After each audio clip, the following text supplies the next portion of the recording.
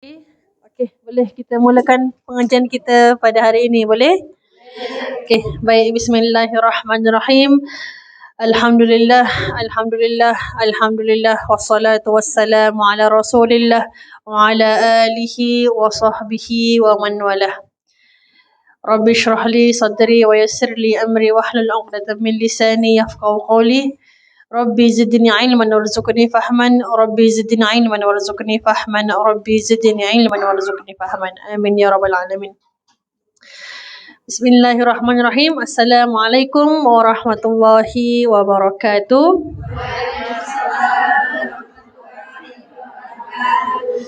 Apa khabar semua? Alhamdulillah. Alhamdulillah sihat semuanya ya? Semua pun happy dah makan kan? Alhamdulillah. Macam kena dengan topik kita hari ni. Hari ni cakap pasal suka makan. Kena pula dah habis makan tadi kan? Jadi kita kena belajarlah apa perkara-perkara yang mungkin menyebabkan kekurangan ibadah tu kenapa. Sebab terlalu kenyang kan, contohnya. Tapi sebelum kita sentuh bab itu, kita akan masuk satu bab yang sangat penting ya, iaitu tentang tadi yang saya cakap tadi, kita kena buang 10 sifat terkeji tu, sifat mazmumah. Dalam bahasa Arab, sifat mazmumah itu adalah perkara-perkara ya, sifat-sifat yang mana kita tak boleh ada dalam diri kita. Jangan ada dalam diri kita. Mahmudah apa? Nama orang. Ada orang nama Mahmudah tapi Mahmudah tu sifat-sifat yang baik. Sifat-sifat yang perlu kita ada dalam diri kita. Sebelum tu memang hari ni semua seragam pakai hijau ya. Okey. Tapi ada yang tak pakai sebab belum lagi. Belum jadi ahli ke? belum lagi beli baju kena. Okey. Tapi tak ada masalah lah tak ada masalah. Yang penting niatnya nak belajar. Kita hadir hari ni untuk kita menimba ilmu insya-Allah ya. Baik, kita teruskan proses pembersihan diri ya. Dalam diri kita perlu jaga 7 perkara yang zahir yang kita dah lakukan. Kita dah belajar pun. Mata, perut, kemaluan, tangan, kaki, lidah dan selanjutnya lah. Ada 7 anggota yang telah kita bahaskan pun. Dah tanya, dah ada kuis pun. 2 minggu lalu. Sekali hari ni kita nak masuk bab yang tentang hati. Sifat batiniah kita. Sifat mana yang perlu kita buang daripada diri kita. Benda yang tak baik lah. Benda yang baik kita simpan. Benda yang tak baik kita jangan simpan. Seterusnya. Okey. Topik hari ini tentang penjagaan anggota batin daripada 10 sifat mazmumah. Tapi tak akan saya rangkumkan semua. Saya cuma akan beritahu satu sahaja di antara 10 tu. Ada banyak lah, tapi satu saja saya akan bahaskan. Jadi setiap bulan kita akan bahas satu per satu. Okay, InsyaAllah. Kepentingan. Maaf saya tak tahu kenapa dia macam ini. Saya kena, sebab dekat sini tak nampak sangat. Try duplicate.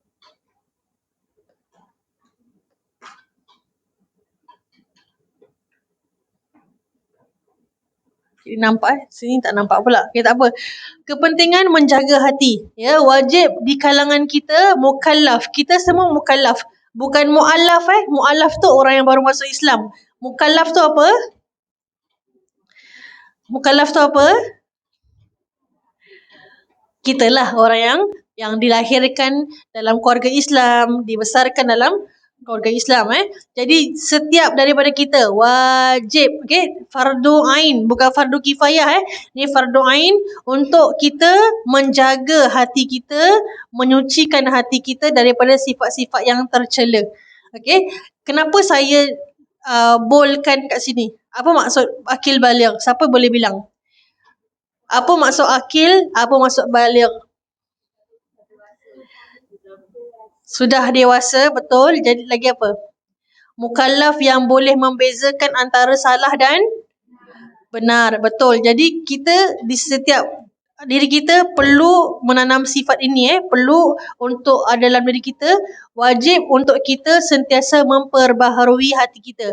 Maksudnya, kalau kita tahu kita ni cenderung untuk memiliki sifat yang tercela, kita perlu untuk membebaskan diri kita daripada memiliki sifat tersebut.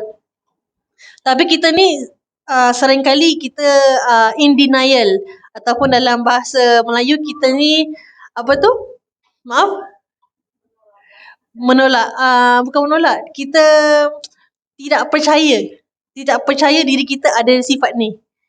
Kalau orang kata awak ni macam gini nanti kita kata taklah, mana ada, saya tak gini. Kita macam menafikan. Itu word dia. Kita penafian. Kita menafikan yang kita ni ada sifat tercela. Bagus. Tapi kalau memang kita memiliki sifat tersebut, jangan kita menafikan, tapi kita ubah. Cuba kita ubah. Satu orang cakap kita macam gini, contoh. Kalau kita tak ubah, kita akan rasa yang kita ni ego lah. Kalau kita ni tak boleh kena tegur, maksudnya diri kita yang ego. Jangan kita ada sifat egois. Kalau orang tegur kita, cuba untuk mendengar dengan baik dan cuba untuk ubah. Contohnya, kalau betul lah apa yang ditegurkan tu salah, kita tahu yang dia salah cakap, tapi jangan kita rasakan yang kita ni, jangan rasakan kita ni betul 100%, sebab kita tak akan boleh jadi betul 100%. Faham kan? Disebabkan kerana kita ego, kita tak nak dengar orang cakap. Contohnya, ini handphone Apple kan? Saya bilang ini handphone Samsung. Contohnya, kalian akan rasa saya bohong ke tidak? Bohong kan? Tapi tak, Samsung. Ini Samsung, saya egois sebab saya nak betul. Kan? Jadi jangan jadi macam saya lah. Maksud jangan jadi macam tadi.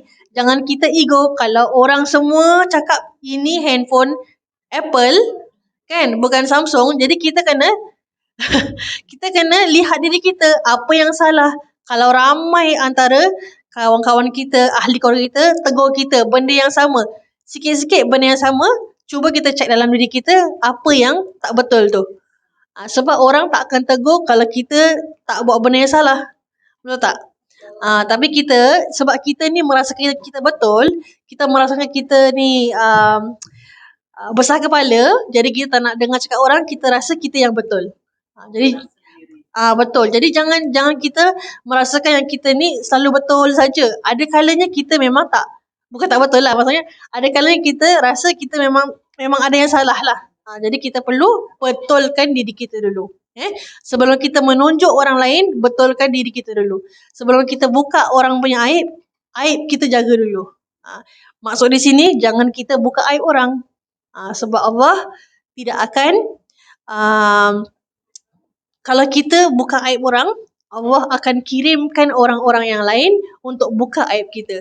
Bukan sebab Allah tu kejam tau. Bukan. Sebab manusia akan perhatikan kita. Kalau kita buka aib orang lain yang nampak akan buka aib kita. Dia akan cari aib kita. Kalau kita buka aib orang ni satu orang, contohnya, orang ni suka gini.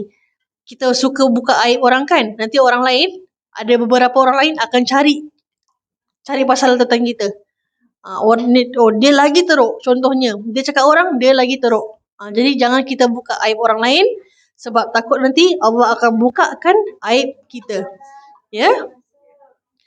Okey, dalam surah Asy-Syam ayat 7 sehingga 9, yang mana ba'da a'udzubillahi minasyaitonirrajim, bismillahirrahmanirrahim, wan nafsi wa ma sawwaha fa'alhamaha fujuraha wa taqwaha qad aflaha man zakkaha wa qad khaba man dassaha. Dan demi jiwa serta penyempurnaannya, jiwa kita, hati kita, lalu dia, siapa tu dia? Allah Subhanahu Wa Taala mengilhamkan kepadanya jalan kejahatan dan ketakwaan. Hati kita, jiwa kita, Allah dah letak benda apa yang baik, benda apa yang tak baik. Tapi kita kan punya akal. Kalau kita kata, Allah dah kasih kita Oh, Allah yang kontrol kita. Kita nak buat baik ke jahat ke, kita cuma just a puppet. Contohnya, kita cuma pelakon dalam sandiwara. Contohnya lah Kita kan rasa gitu kan, sebab Allah dah buat everything. Tapi ini yang salah faham kita. Allah berikan kita choice. Allah berikan kita keputusan tu. Kita betul, memang kita everything Allah dah tentukan. Baik kita, jahat kita, ya. Tapi kita punya akal kan? Kita punya akal untuk menentukan apa yang betul, apa yang salah. Jadi jangan kita blame Allah. Jangan kita meletakkan kemarahan kita tu kepada Allah. Sedangkan Allah kata Allah dah kasih kita akal untuk kita berfikir. Dan sungguh beruntung orang yang menyucikan jiwa. Orang yang betul-betul faham diri dia ada aib, faham diri dia ada kesilapan, faham diri dia ada sifat-sifat tercela. Dia orang yang beruntung kalau dia menyucikan diri dia. Dan sungguh rugi orang yang mengotorinya. Ini tentang penjagaan hati kita. Hati kita perlu dijaga, sebab kalau hati tak jaga, macam ibarat besi, kalau kena air, dia akan berkarat. Dan tidak akan meninggalkan kesan. Kan? Susah untuk kita nak basuh hati yang karat tu. Macam gitu. Imam Al-Haddad berkata, hati itu adalah penghulu segala anggota dan ketua. Hati tu is the leader. Padanya tersimpan semua asas akidah, akhlak dan budi pekerti, niat yang baik dan niat yang tak baik. Hati ni dia rahsia. Apa yang saya cakap sekarang ni, I'm talking to you, I'm preaching to you, saya sedang berbual dengan kalian, tapi hati ni siapa tahu? Allah je yang tahu. Yang terselit ni Allah yang tahu. Saya cakap, yes, I can do the talking. You can be the one yang hearing. Tapi semua di sini mesti ada bisikan dalam hati tu. Tapi saya tak dengar. Malaikat pun tak dengar. Tapi Allah Subhanahu Wa Taala yang dengar. Tiada kebahagiaan di dunia maupun di akhirat selagi hati itu tidak dan belum disucikan dan dibersihkan daripada sifat-sifat buruk yang tercela serta segera, bukan menyerilah, maksudnya membersihkannya dan menghiaskannya dengan sifat-sifat yang baik dan terpuji. Ini pendapat ataupun perkataan daripada kalam Imam Al-Haddad yang bermaksud hati itu adalah leader. Kalau hati kita baik, seluruh anggota badan kita akan jadi baik. Kalau hati kita tak baik, seluruh anggota badan kita tak akan jadi baik. Contohnya, ada orang kata, dia tak pakai tudung. Ni bukan dekat sini kita contoh saja. Tak pakai tudung. Tapi dia bilang, tapi hati saya baik. Macam mana? Sombong? Siapa boleh jawab? Macam mana ni? Ada orang, dia tak solat. Tapi saya baik tau. Saya cuma tak solat je. Tapi saya baik. Saya tolong keluarga saya kerja, saya buat benda-benda yang lain lah. Cuma solat ni saya lihat sikit. Saya kadang-kadang terlepas, macam gitu. Saya contohnya ni ada kebanyakan orang lah. Ni bukan benda yang saya buat, tapi ni memang benda yang berlaku di luar sana. Saya tak puasa, tapi saya solat. So saya baik tak? Macam mana? Kurang sempurna, betul. Lagi? Macam mana nak mengatakan tentang hati mereka tu? Mereka tidak melakukan perkara yang wajib, tapi mereka mengatakan yang mereka itu baik. Jadi macam mana? Apa yang kita punya pemikiran dalam hal ni? Baik buat mereka, tapi dia dapat Allah tak sempurna, meninggalkan yang wajib. Dia belum cukup sempurnakan tadi kan? Jadi gini, ada seorang guru, saya kurang pasti nama penuhnya, tapi saya tahu Syekh Nuruddin, namanya Tuan Guru Syekh Nuruddin, yang mengatakan, kalau hati kita beriman, Kalau hati kita beriman dengan Allah Subhanahu Wa Taala, hati kita akan menyuruh seluruh anggota kita untuk menuntun pada jalan yang benar. Jadi kalau hati kita betul-betul iman, hati kita akan cakap dengan akal kita yang kita wajib tutup aurat. Jangan cakap kita baik, jangan cakap yang kita baik tapi kalau kita belum buat benda yang wajib. Kalau hati kita betul baik, kita akan solat waktu ikut masa. Kita akan tidak tinggalkan. Kita tak akan gunakan alasan, hati kita baik tapi kita tak buat benda wajib. Tak. Belum cukup baik. Bukan tak baik, tapi belum cukup baik. Jadi orang-orang sebegini bukan tak baik tapi mereka masih lagi berusaha untuk menjadi baik. Sama macam kita lah. Kita mungkin solat waktu bagus, kita puasa bagus, kita tidak mengumpat orang, kita tidak buat apa-apa yang terkeji. Kita tapi belum lagi sampai cukup sempurna. Sebab tidak ada orang, tidak ada insan. Yes, tidak ada manusia yang sempurna kecuali insan, bukan ni.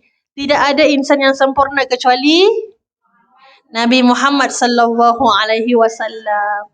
No human is perfect kecuali Nabi. Sebab Nabi Muhammad insan syamilah, insan yang sempurna, insan kamilah. Akhlak baginda, akhlak Rasulullah sallallahu alaihi wasallam adalah akhlak Al-Quran. Al-Quran sempurna tak?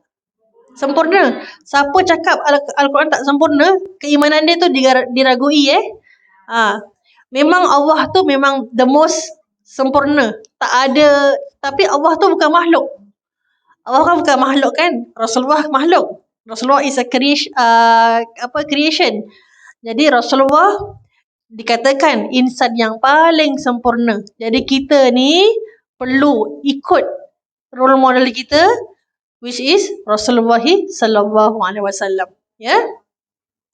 Menurut Imam Al-Ghazali, hendaklah kamu menjaga hatimu daripada semua sifat yang tercela dan hiasilah sifat terpuji. Kerana apa? Ada lima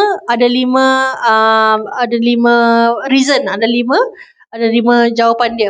Yang pertama, Allah Subhanahu Wa Taala mengetahui apa dalam hati kita. Kena jaga sebab Allah tahu apa dalam hati kita. Yang kedua, seseorang itu dinilaikan oleh Allah berdasarkan hatinya. Ini sekali lalu saya tak akan kasih pencerahan sebab ni sekali lalu saja. Yang ketiga, hati adalah raja kepada seluruh anggota badan. Kalau hati kita tak baik, semua akan jadi tak baik. Keempat, tempat simpan sifat yang terpuji. Sabar, ikhlas, redha. Bila kita ada ujian, kita redha, kita nangis dengan Allah, kita doa dengan Allah, kita minta keampunan kepada Allah, kita rasa khauf, kita rasa takut dengan Allah. Itu sifat terpuji. Dan dia tersimpan dalam hati. Dan akhir sekali, tempat ilham dan was-was. Penyakit orang Muslim yang ini. Ni penyakit orang Muslim. Suka was-was. Suka was-was. Dalam surah apa yang ada perkataan was-was? Surah An-Nas. Sebab surah An-Nas ni dia dalam ayat tersebut mengatakan manusia ni memang suka was-was. Bisikan syaitan satu hal, was-was pun satu hal. Dia dua benda yang berbeza. Bisikan syaitan tu apa yang syaitan bisikkan pada kita, menjadikan kita was-was, tak confident. Contoh tengah solat, Allahu Akbar. Teringat pula kalau teringat sesuatu tu lain cerita. Ni was-was. Contohnya dah takbiratul ihram, dah niat ke belum? Aku niat dah sempurna ke belum? Contohnya was-was. Itu semua syaitan dah bisikkan dah. Bila tak solat, tak ada pula bisik-bisik ni. Bila tengah solat, macam-macam bisikan bisikan syaitan ada, bisikan nafsu kita pun satu kan. Kita tadi ambil wuduk, kaki aku kena ke tidak? Contohnya. Tangan aku, kuku ni kena ke tidak? Dah macam gitu pula. Kita terlalu macam takut sangat dengan kita punya ibadah sampai kita was-was. Ini yang mana hati perlu jaga. Jangan sampai hati ni asyik-asyik was-was. Asyik-asyik was-was. Nanti last-last tak buat ibadah. Sebab kita ingatkan semua ibadah kita tak sempurna. Jangan sampai macam gitu. Ya. Okey, an Abi Hurairah radhiyallahu anhu qala Rasulullah sallallahu alaihi wasallam, inna Allaha la yanzuru ila suwarikum wa amwalikum walakin yanzuru ila qulubikum wa a'malikum. La yanzuru. Inna Allaha la yanzuru. Allah tidak melihat. La yanzuru tu apa? La yanzuru tidak melihat ila suwarikum. Okey, tidak melihat kepada rupa kalian. Allah tidak memandang rupa kamu. Cantik ke, tak cantik ke, comel ke, comot ke, tak. Allah tak tengok tu. Sebab Allah yang apa? Allah yang menciptakan kamu. Kan? Kita tak akan, kalau Allah menciptakan kita, Allah tidak melihat rupa kamu. Sebab Allah tahu sama kamu. Allah tahu macam mana keadaan kamu. Pakai cermin mata, matanya sepet, matanya besar, semua Allah tahu. Sebab Allah yang menciptakan kamu.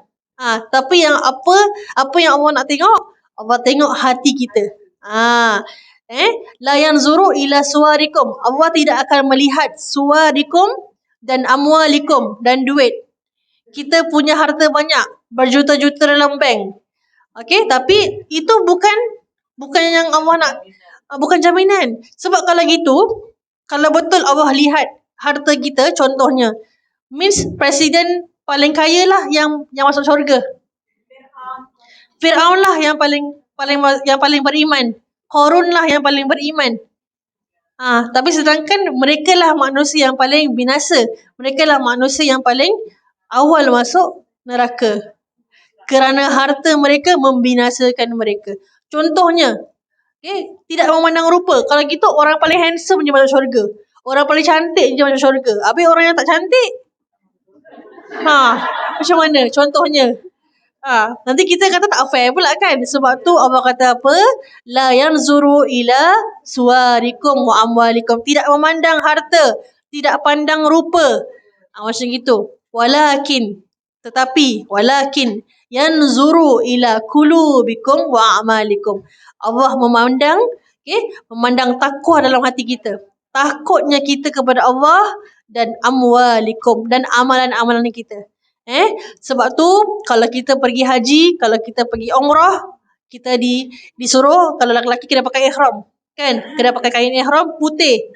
Semua yang wanita kena pakai kain yang sama, ataupun is either white ataupun black, kan? Kenapa perlu macam gitu? Untuk melambangkan semua manusia sama. Kalau kamu raja sekalipun, kamu pergi haji, kamu pakai kain ihram. Dia tak ada pakai kain color putih ke, maksudnya kain color kuning ke, kain color hijau ke apa, tak ada. Tak ada satu pun yang saya pernah nampak dari dulu sampai sekarang. Kalau ada presiden ke atau mana-mana orang pembesar pergi haji, pergi umrah, pakai dia mewah-mewah, tak ada. Sebab apa? Kalau kamu pergi haji, semua kena sama. Semua kena sama. Kita pergi haji, contohnya kalau kat sini susah nak jumpa artis. Contoh, pergi umrah sebelah je artis. Itu nak bilang apa? Itu nak menandakan apa? Rezeki. Bukan rezeki. Maksudnya Allah nak bilang kamu sama je dengan artis tu.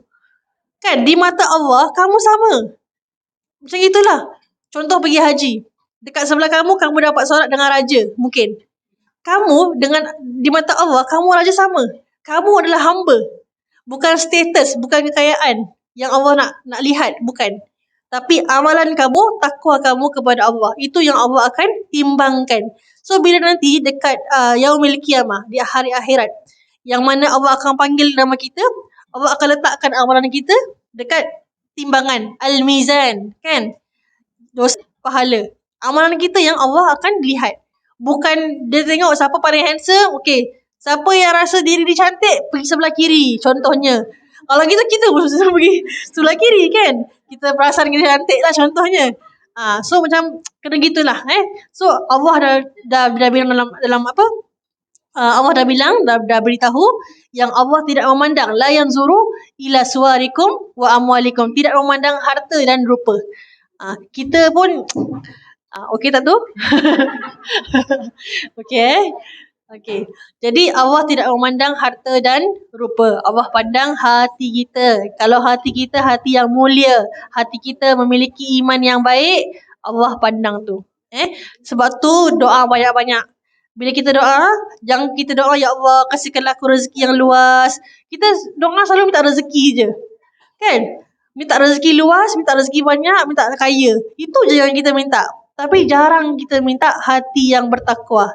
Jarang kita minta hati yang imannya tak pernah luput. Minta yang itu. Sebab kalau kita minta rezeki boleh habis. Betul tak? Rezeki boleh habis. Tapi tak apalah, rezeki habis, kita minta lagi. Tapi yang kita kena minta constantly. We have to minta every single day keimanan kita. Jangan sampai kita berpaling daripada Allah Subhanahu Wa Taala. Jangan sampai hati kita meragui kewujudan Allah Subhanahu Wa Taala. Itu paling kita seramkan. Itu yang paling kita takut. Betul. Kalau boleh kita bacalah. Sebab tu surah Al-Ikhlas paling important. Kenapa surah Al-Ikhlas paling important? Dia bukan sebab surah yang pendek. Bukan. Sebab kita betul-betul yakin yang Allah itu satu. Kita minta dengan Allah supaya hati ni tidak berbolak-balik. Okay. Cerita tentang mujahid dan ulama dan dermawan. Ini berbalik kepada niat kita. Okay. Ada satu hadis ni, hadis yang sahih yang mana Nabi menceritakan ada 3 golongan mujahid. Mujahid tu apa? Bukan nama orang tapi orang yang pergi perang. Orang yang pergi perang. Dan orang ulama dan dermawan. Ketiga-tiga ni dia nak masuk syurga. Tapi Allah menghalang mereka untuk masuk syurga. Kenapa? Ni cerita yang popular sebenarnya. Mujahid ni dia datangkan pahalanya. Ya Allah, aku pernah berperang fisabilillah untukmu. Aku pernah pergi perang ni. Dan orang yang pergi perang, kalau mati syahid, tak pernah dihisapkan. Tak akan dihisapkan. Tapi yang mujahid ni dihisap. Sebab apa? Sebab Allah kata apa? Kenapa aku tidak terima pahala kamu? Kerana bila kamu mujahid, kamu menginginkan dalam hati supaya bila kamu mati syahid, kamu disebut-sebut oleh orang-orang lain. Sebab tu niat penting. Kita contohnya jadi qari'ah, jadi qari, boleh. Alhamdulillah. Paling bagus. Sebab kita membaca Al-Quran kan. Kita mengajak orang mendengar Al-Quran. Tapi kalau niat kita baca Al-Quran itu untuk orang lain dengar sedapnya Masya Allah suara dia. Itu kena hati-hati. Hati-hati sebab kita punya niat kita dah lain. Hati-hati. So, untuk siapa yang qari'ah di sini, siapa yang baca Quran di sini, hati-hati. Maksudnya kena jaga hati kita. Jangan sampai kita baca Quran dengan sedap tu untuk mencari redha manusia. Tapi kita perlu mencari redha Allah Subhanahu Wa Taala. Sebab tu tengoklah mujahid ni. Sepatutnya dia mati syahid, dia masuk syurga terus. Tapi Allah memasukkan dalam neraka sebab niat dia yang salah tu. Dia niatkan dia mati syahid, orang agungkan dia. Oh, si fulan ni pergi perang, Masya Allah. Dia mati syahid. Jadi dia merasa bangga. Kan? Macam gitu.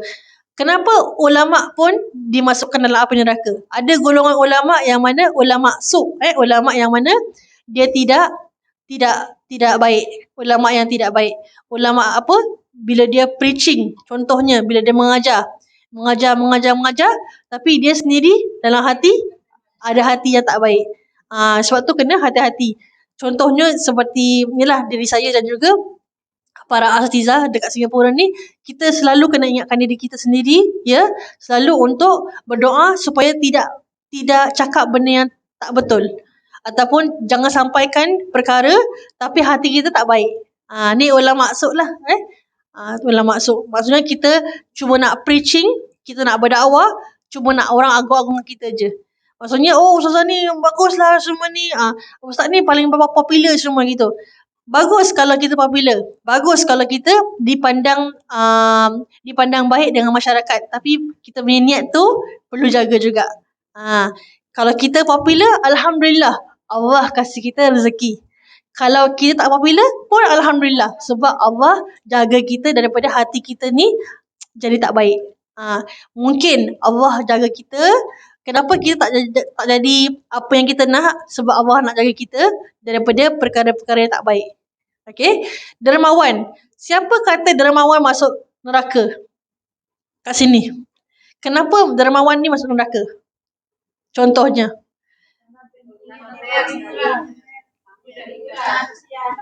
Sebab dia bila dia derma, dia mempamerkan kekayaan dia. Bila dia derma, apa yang dia kata? Tapi saya derma ya Allah. Saya derma banyak saya punya harta kepada jalanmu. Betul, Allah kata, betul. Tapi niat kamu derma tu sebab kamu nak orang lain semua cakap dia derma banyak. Dia derma 10,000. Wah, bagusnya. So dia rasa bangga, rasa ujub. Sebab tu orang-orang macam ini bukan sebab title dia, jangan salah faham, bukan sebab dia mujahid, bukan sebab dia ulama, bukan sebab dia dermawan, tapi sebab niat mereka yang salah. Niat mereka untuk mendapatkan redha manusia, itu yang membuatkan mereka masuk dalam api neraka, bukan sebab status mereka. Ada je banyak mujahid yang syahid yang memang ikhlas. Contohnya sahabat-sahabat kan, Khulafa Ar-Rasyidin, mereka memang berjuang untuk Allah Subhanahu Wa Taala dan Allah menjanjikan mereka semua masuk dalam syurga. Banyak je ulama-ulama yang mana kita kenal dan tak kenal, tapi niat mereka berdakwah untuk Allah Subhanahu Wa Taala. Yang penting apa yang kita buat semuanya perlu kepada redha Allah. Kalau kita buat anything, contohnya kita sendiri bukan ulama, kita sendiri bukan bukan dermawan lah sebab tak ada duit yang banyak, tapi kita at our capacity, at apa yang kita mampu. Contohnya kita kerja dekat Singapore kan, apa yang kita boleh buat untuk mencapai redha Allah? Contohnya saya open to the floor supaya tak boring lah. Kalau saya, contoh saya kerja kat masjid. Jadi apa yang saya boleh buat untuk redha Allah? Saya cuba untuk preach. Saya cuba untuk berdakwah. Saya cuba untuk mengajar supaya apa yang saya ajar tu orang dapat manfaatkan. Itu antara benda yang saya boleh usahakan untuk mencapai redha Allah. Tapi untuk ibu-ibu, apa yang ibu-ibu boleh buat? Semua orang mesti boleh buat something. Ibu. Seandainya kita jalan di jalanan ada peniti atau bambu yang habis makan sate. Bambu. Lidi. Bambu macam okey. Pokoknya yang tajam itu, yang takut nanti ada orang lewat kena, kita ambil, sudah buang aja ke tempatnya atau kita simpan, nanti kita buang sendiri biar orang lain jalan tak kena. Betul, alhamdulillah. Jawapan ibu antara yang baik sebab itu ada dalam hadis. Barang siapa orang muslim yang mana dia mengelakkan daripada kemudaratan orang lain, Allah akan menjaga orang tersebut daripada kemudaratan. Itu adalah hadis ada. Okey, lagi apa? Apa yang kita boleh buat? Kita ni kerja di negeri orang kan, kita cari rezeki, tapi apa yang boleh kita buat untuk mencapai redha Allah? Apa? First kali. Jujur, betul. Lagi? Tolong menolong. Antara siapa? Antara kita lah. Okay. Jangan tergantung ayat dia. Okey, kita perlu jujur, betul. Dalam kita bekerja perlu amanah. Okey, perlu amanah. Kalau contoh majikan kata, okey, pukul 9 kamu start ya kerja, jangan main-main ya, contohnya. Pukul 9 start. Jangan kita lewatkan waktu. Sebab kita diamanahkan oleh majikan kita untuk buat kerja. Itu kalau kita, contohnya kita start lambat, pukul 10 lah contoh. Tanpa alasan yang munasabah. Di mata Allah tak redha sebenarnya. Takut Allah tak redha. Bukan tak redha, takut Allah tak redha. Walaupun kita cuma lambat 1 jam je. Tapi sebab apa? Sebab kita ni cari rezeki. Kan? Jadi kita kena jujur dalam rezeki kita. Anything. Setiap saat, setiap waktu kita, apa yang kita buat tu kerja, kalau betul the time frame tu kerja kita, contoh 9 to 9. 9 AM to 9 PM. So kerjalah. Kerja. Tapi kalau dekat tengah-tengah tu, contohnya majikan kasih kita rehat, kasih kita solat, kasih kita sambil buat kerja, sambil boleh tengok TV sekejap kan, itu dipersilakan. Tapi kalau ada majikan tak kasih, jangan kita buat. Jangan kita buat lah. Sebab apa? Takut rezeki yang kita dapat tu tak berkat. Kalau dia kasih izin, dipersilakan. Tafadhali. Tapi kalau tak diberi izin, jangan cuba-cubalah nasib. Takut nanti dimarahi kan. Kalau kita boleh buat kerja, kita buat kerja je.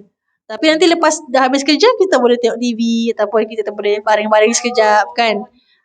Tapi kalau kalau kita sakit, kena bilang lah majikan kita. Jangan sebab kita nak kerja, saya nak rezeki berkat ni semua. Tapi kita punya kesihatan kita abaikan. Jangan macam gitu. Sakit kena bilang. Jangan simpan dalam diri kita. Ya. Mencapai redha Allah tu boleh sampai bukan tidak memudaratkan diri kita. Jangan sampai memudaratkan diri kita semua. Ya. Okay, saya lanjutkan. Ketahuilah dalam hadis Nabi, ketahuilah bahawasanya pada jasad tersebut dalam diri kita ada satu gumpal daging. Kalau dia baik, semua jadi baik. Kalau dia buruk, wa iza fasadat jasadul kulluh. Ala wahiya qalbun. Okay? Maka buruklah, kalau buruk hati itu, buruklah semuanya. So hati-hati kita ni hati yang baik ke tidak? Hati kita hati baik tak? Kenapa insya-Allah? Kenapa tak yakin? Karena yang menilai baik tidaknya itu orang lain. Menurut kita baik, belum tentu orang itu mengatakan baik. Betul. Tapi kita doa dengan Allah, hati-hati kita ni hati yang baik. Kenapa saya kata kalian semua, saya rasa hati yang baik, memiliki hati yang baik? Kenapa? Sebab kalian pilih untuk datang ke masjid pada hari yang kalian boleh off day saja. Faham tak? Contohnya kalau kita perbandingkan antara ibu-ibu dengan saya ada off day, Saturday and Sunday. Contoh, hari Isnin sampai hari Jumaat saya kerja. Saturday and Sunday saya boleh libur lah, off day. And I can choose to be here, I can choose to go anywhere. Betul tak? Yeah. Tapi kenapa saya kagum dengan ibu-ibu, kenapa saya rasakan memang ibu-ibu ni memang baiklah hatinya? Sebab ibu-ibu semua Monday to Saturday kerja. Sunday is your only off day. But you choose to come here. Sebab tu Masya Allah. Pilihan dari Allah. Allah gerakkan. Allah kasih rezeki tu. You can go outside. You can go anywhere. You boleh pergi mana-mana. Tapi you choose untuk pergi sini. Sebab Allah jaga kalian. Sebab hati kalian hati yang baik. Jadi ni bukan promote untuk datang lagi. Maksudnya kalau boleh ajak yang ramai-ramai lah datanglah. Kalau ada adik-adik ke ataupun ada ahli baru datang, silakan. Sebab saya rasa memang perhimpunan ni perhimpunan yang baik lah. Perhimpunan yang baik. Daripada kita kat luar tak dapat dikawal, tak dapat jaga, baik datang ke sini. Okay, next one. Okay, ada 10 sifat yang tercela. 10 sifat yang tercela yang perlu kita ambil tahu. Yang pertama, asyarhut ta'am. Suka sangat makan. Sikit-sikit makan. Bukan makan sikit-sikit, tapi sikit-sikit makan. Tadi pukul berapa makan? Tadi jam berapa makan? 12. Jam 12. Nanti di pukul 3 makan lagi. Kan? Taklah, itu makan siang kan. Yang ini makan tea time. Tea time. Okay. Betul. Kita kena berhenti sebelum kita kenyang. Antara sifat yang tercela ialah sangat suka makan. Kenapa makan ni jadi isu sifat yang tercela? Nanti kita akan sambung kenapa. Yang kedua, syarahul qalam. Suka sangat berbual. Suka bercakap tapi tanpa keperluan. Cakap tak boleh stop. Kalau MRT dia akan stop tak? Station. Kan? Next stop Boon Lay. Kan? Stop kan? Dia akan stop. Dia kalah MRT. Daripada Boon Lay sampai Pasir Ris cakap je. Contohnya. Tak boleh lah Jangan jadi orang macam gini. Jangan kita cakap. Tak kasih orang peluang untuk berbual. Kena kasih peluang lah. Sebab tu kadang-kadang kawan malas nak dengar kita cakap. Sebab kita ni suka berbual. Dia nak cakap sikit. Nanti dia cakap sikit je kita nak ulas balik. Kita kena jadi orang yang suka mendengar juga. Jangan cuma jadi orang yang suka bercakap saja. Yang ketiga, ghadab. Orang ni suka marah-marah saja. Nampak muka kerut je, all the way kerut mukanya. Jangan suka marah. Sebab orang yang suka marah ni dia orang tak rapat dengan dia. Orang jarang rapat dengan dia. Tapi ustazah, saya baik, cuma muka saya je kerut. Macam gitu contohnya. Then kena tukarlah penampilan. Kena senyum. Kan sunnah kan? Senyum. Jadi kalau senyum ni, lagi senang senyum ke lagi senang marah? Lagi senang senyum. Tapi kita suka marah-marah. Kan? Itu yang peliknya. Suka marah-marah. Jadi, betul. Sebab sunnah senyum. Sebab Rasulullah suka senyum. Jadi jangan kita suka marah-marah. Yang keempat, sifat yang tercela, jangan kita hasad. Dalam bahasa Arab, hasad. Dalam bahasa Melayu, dengki. So samalah hasad dengki, kan? Apa beza dia? Sama je sebenarnya. Hasad tu dalam bahasa Arab, dengki dalam bahasa Melayu. Kau ni hasad dengki lah. Sama je sebenarnya. Hasad dengki. Yang kelima, al-bukhul. Jangan kita kedekut. Jangan pelit. Jangan pelit dengan harta. Yes. Kedekut, lokek, apa lagi? semua keluarkan. Jangan kita kedekut dengan bukan harta je. Kadang-kadang dengan makanan pun kita kedekut. Kita beli makan contohnya. Tak nak share dengan orang. Kita nak makan kita punya je. Ataupun kalau orang kata nak sikit, jangan aku punya tau, macam gitu. Jangan macam gitulah. Kita kena share. Yang keenam, hubbul jah. Ni paling orang suka dengan pangkat. Selagi tak dapat pangkat tu, selagi tu dia akan buat apa cara dia untuk mendapat pangkat tu. Tu bicara dalam sinetron lah. Suka pangkat, suka dunia. Suka kepada harta, suka kepada status jawatan. Yang ketujuh, hubbud dunia, cinta dunia. Kenapa kadang-kadang roh seseorang kenapa kadang-kadang roh kita susah nak keluar masa sakaratul maut? Sebab kita masih lagi attach dengan dunia. Contohnya paper ni bagus.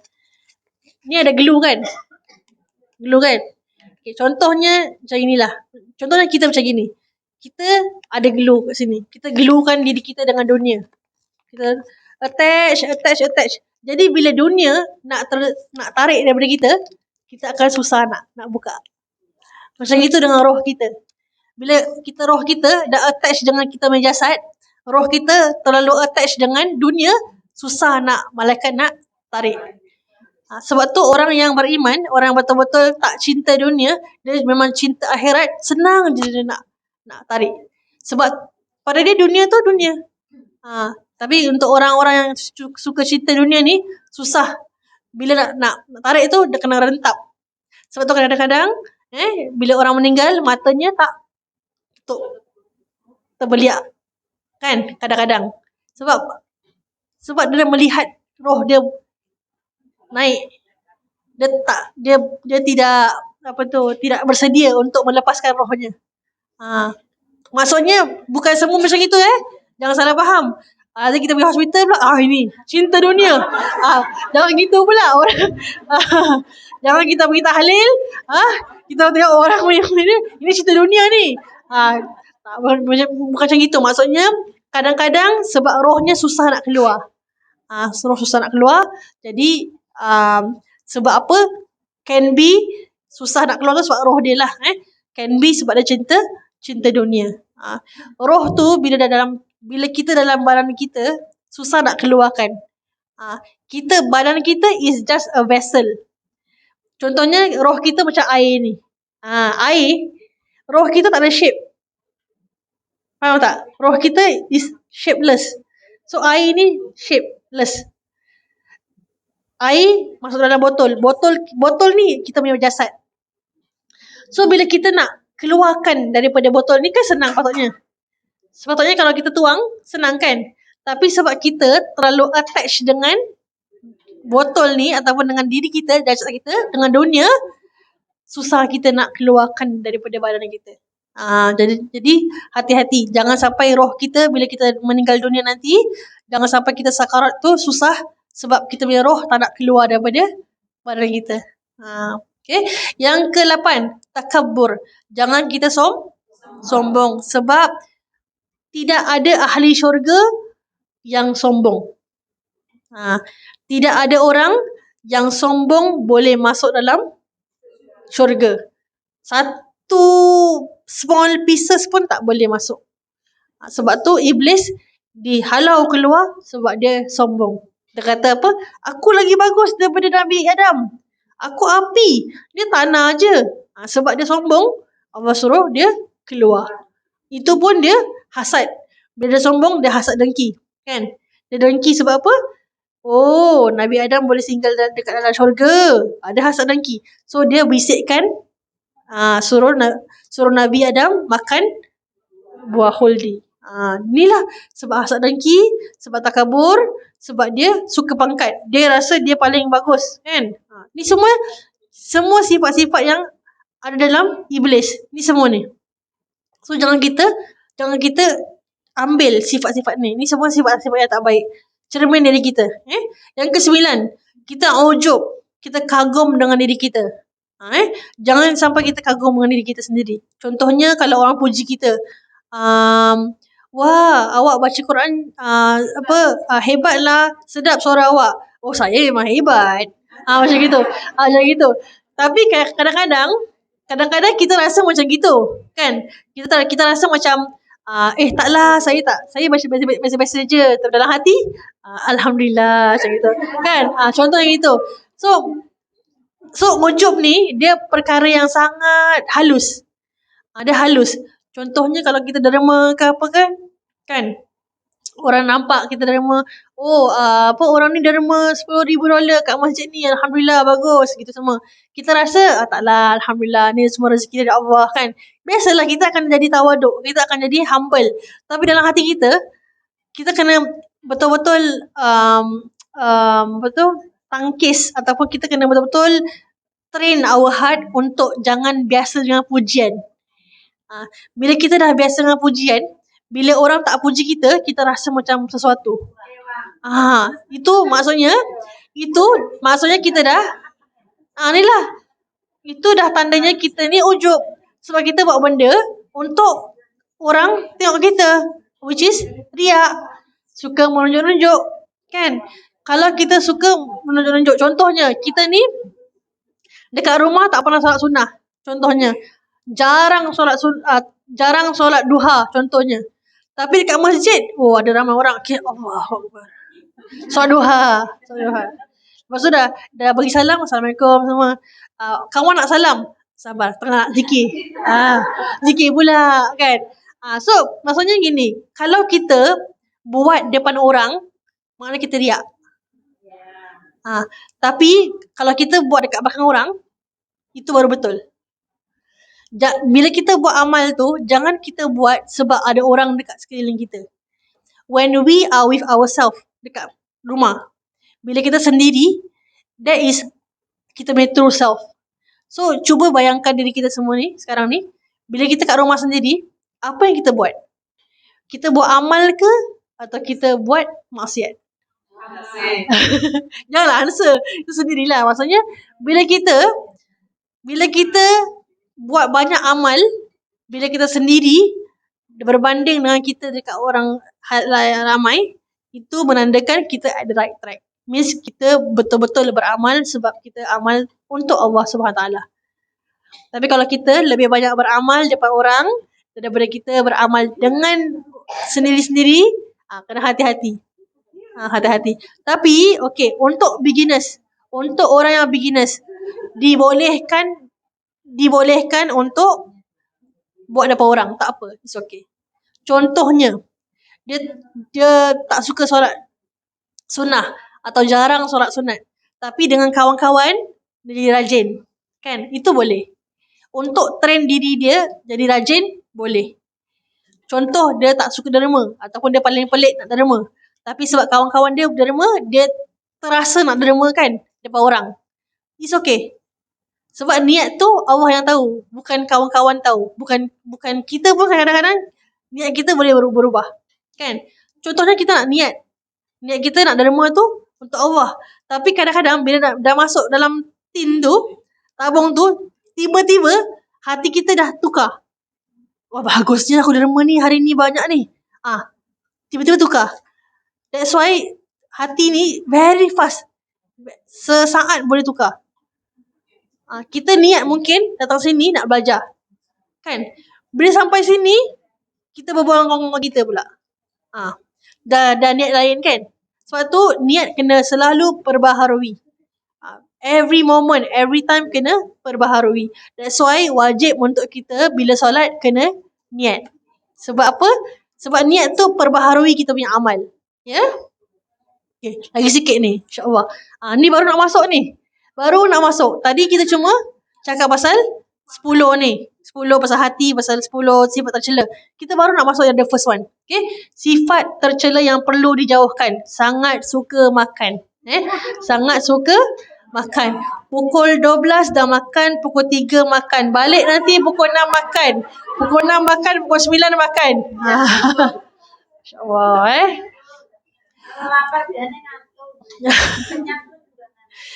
Rasulullah sallallahu alaihi wasallam makan berapa kali?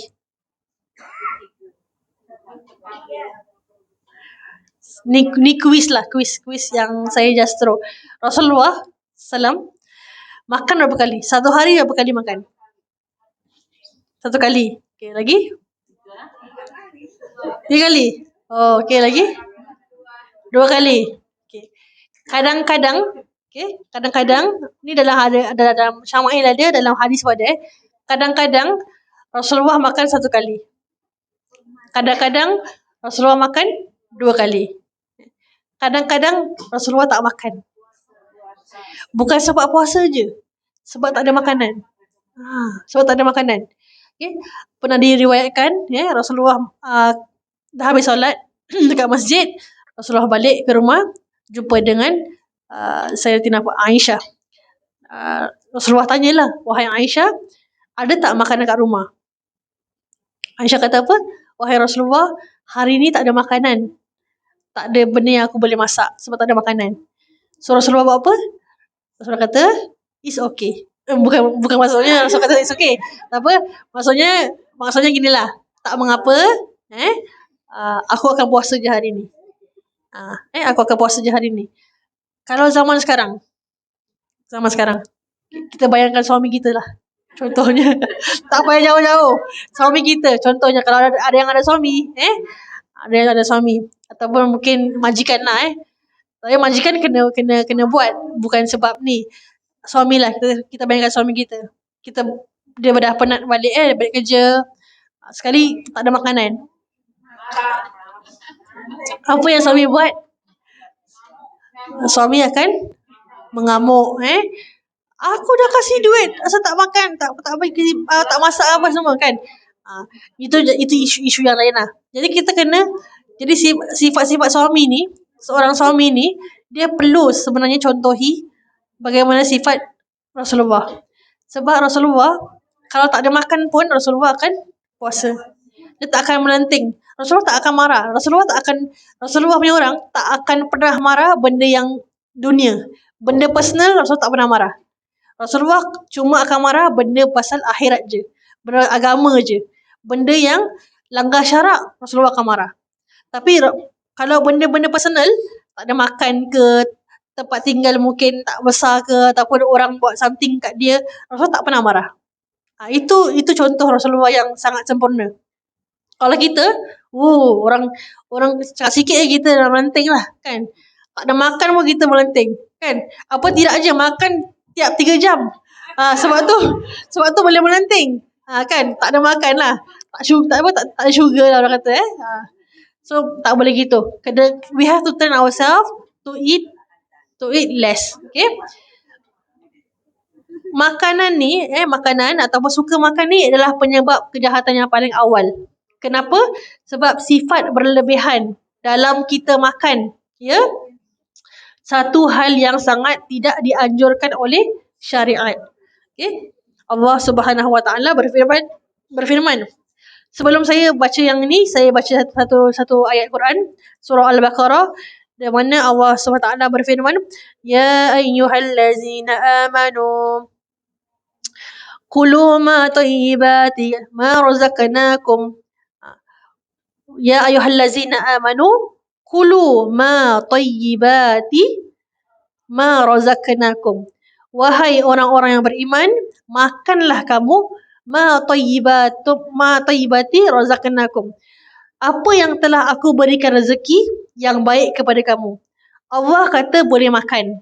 Okay? Kulu ma tayyibati razaqnakum. Makanlah apa yang kau nak makan. Yang halal, yang baik untuk kamu. Sebab aku dah rezekikan untuk kamu. Tapi Allah kata dalam surah Al-A'raf, wa kulu washrabu wa la tusrifu innahu la yuhibbul musrifin. Makan dan minumlah kamu, wala tusrifu. Kalau kamu nak cek dalam Al-Quran, bukan surah Al-A'raf je, ada surah-surah lain, kalau Allah sebut kulu je, bila Allah sebut makan je, Allah akan gandingkan dengan tusrifu. Makan, jangan berlebihan. Kalau kamu rajin cek nanti dalam Quran, Allah akan selalu gandingkan, bila bab makan je, Allah akan kata jangan berlebihan. Means apa? Allah kata boleh makan, cuma jangan berlebih-lebih makan. Innahu la yuhibbul musrifin. Allah tidak suka orang yang suka berlebih-lebih.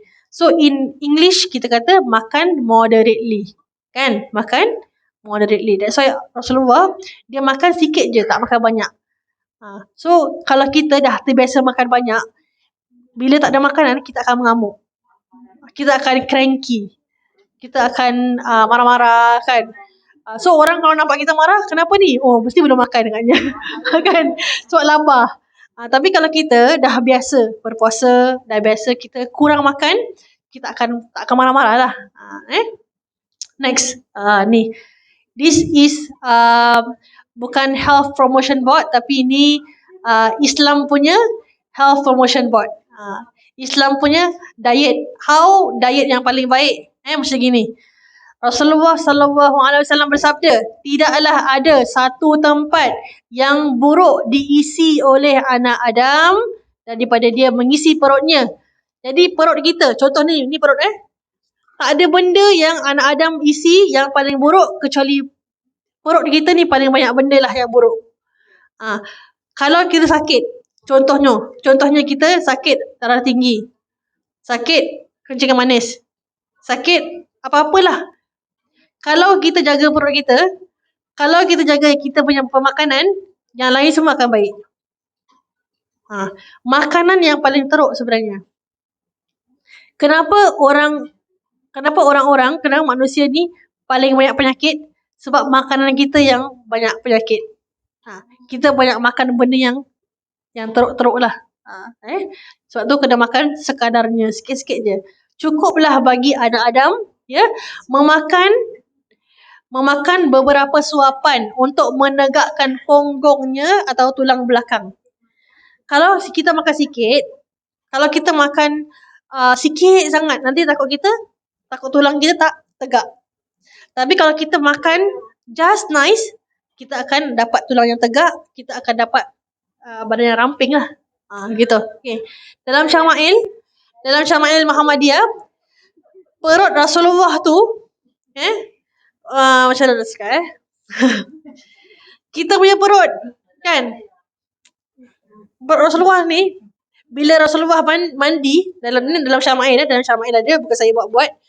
Bila Rasulullah mandi, air yang mengalir, perut dia straight jatuh. Macam waterfall lah. Straight. Kalau kita mandi, macam mana? Air dia gini. Air dia macam ada roadblock. Tapi bukan semualah. Ni gurau-gurau je. Maksudnya apa? Maksudnya Rasulullah sangat menjaga makan. Rasulullah punya badan sangat fit. Sangat fit. Sampai Rasulullah kena ikat perutnya dengan batu. Sebab tak nak sahabat nampak. Kenapa Rasulullah ikat dengan batu? Sebab tak nak sahabat nampak yang Rasulullah tak ada makanan. Sebab sahabat-sahabat ni, dia sanggup buat apa-apa je untuk Rasulullah.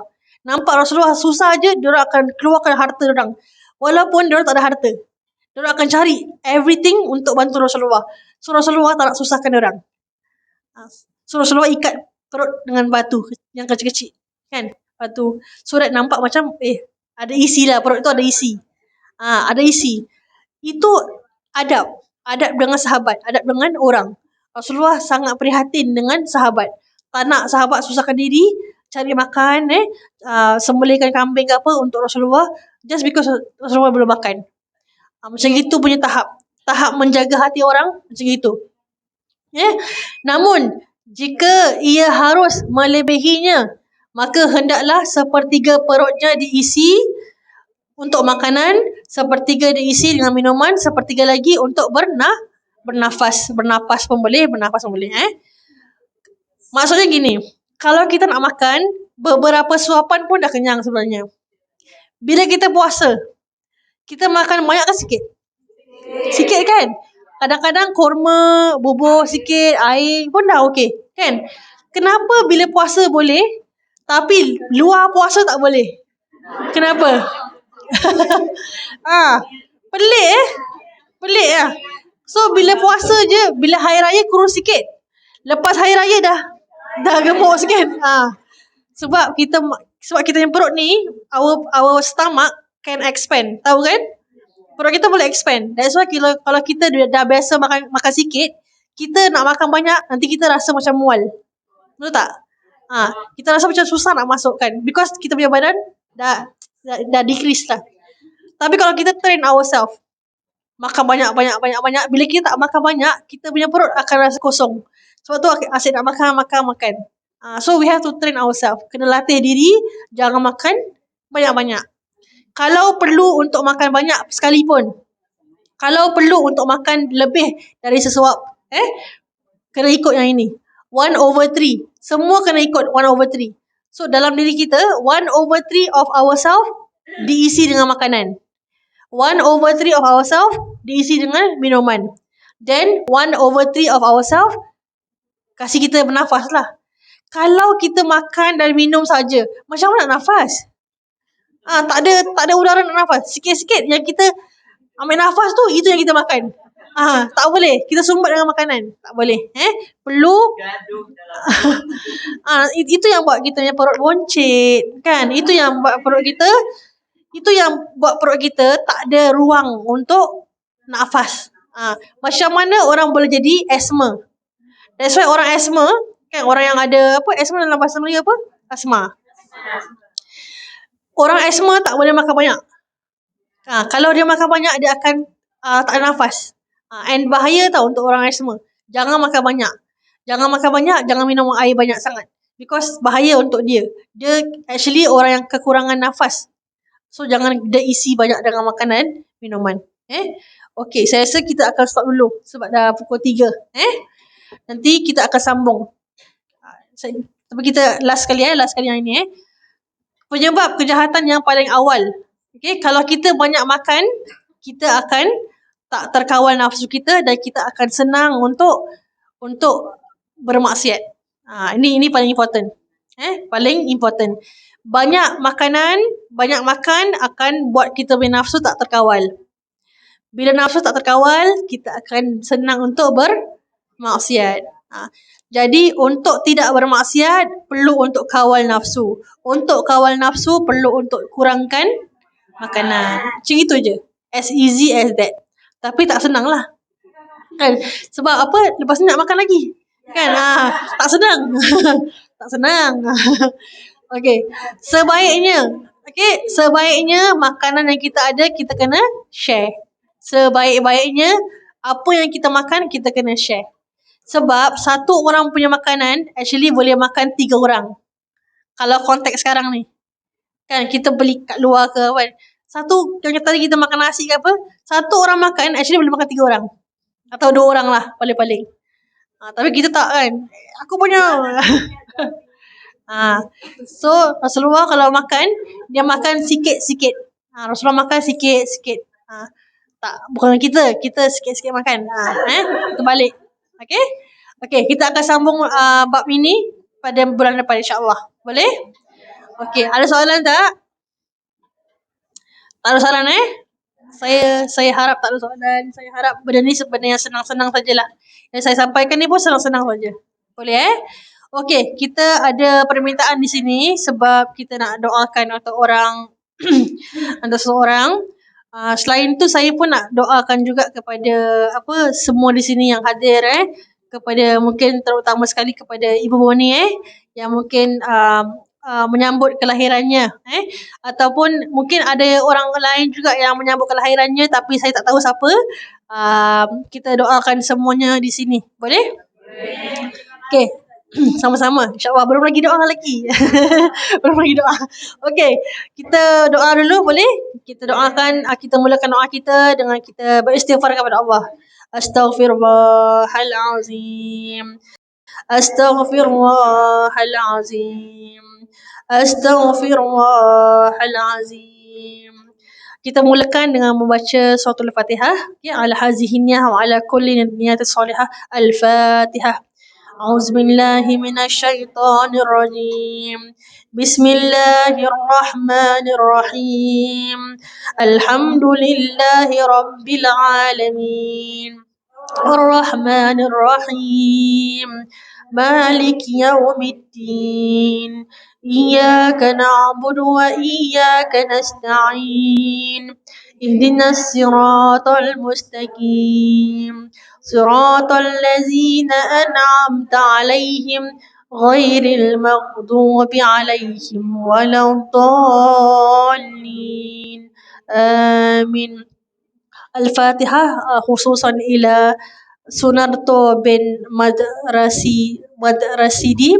Kita doakan supaya akhi kita orang ini supaya dia dapat kembali ke pangkal jalan, supaya dia kembali taat kepada Allah, supaya dia kembali untuk mengingati keluarga, supaya dia dapat menjalankan tanggungjawab dia sebagai seorang anak, sebagai seorang suami, sebagai seorang ayah kepada keluarganya insya-Allah. Ala hazihinnya wa ala kulli niyatin salihah. Al-Fatihah. A'udzu billahi minasyaitonir rajim. Bismillahirrahmanirrahim. Alhamdulillahi rabbil alamin. Ar-Rahmanir Rahim. Maliki yaumiddin. Iyyaka na'budu wa iyyaka nasta'in. اهدنا الصراط المستقيم صراط الذين أنعمت عليهم غير المغضوب عليهم ولا الضالين آمين. بسم الله الرحمن الرحيم الحمد لله رب العالمين والصلاة والسلام على أشرف الأنبياء والمرسلين سيدنا محمد وعلى آله وصحبه أجمعين.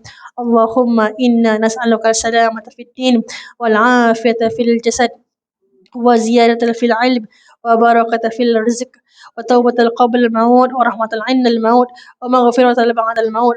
اللهم حون علينا في سكرات الموت والنجاة من النار والعفو من الحساب.